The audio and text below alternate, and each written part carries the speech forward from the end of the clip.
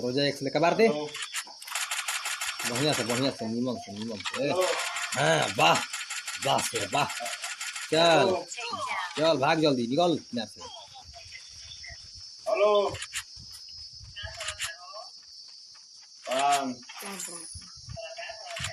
ठीक है बा 400 हम कितना तो कोई बा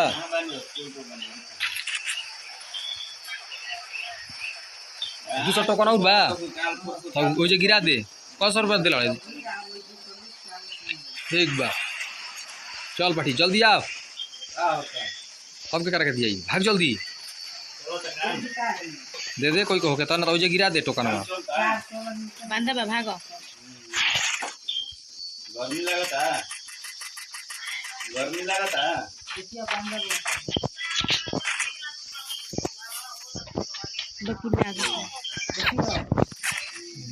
बस के बातें ना रहे बटी सच कहने का ये जब बड़ा सुन तो बड़ा सुन जगह बा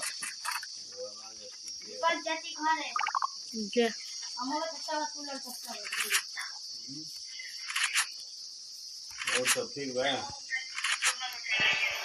हां बस मरता अच्छा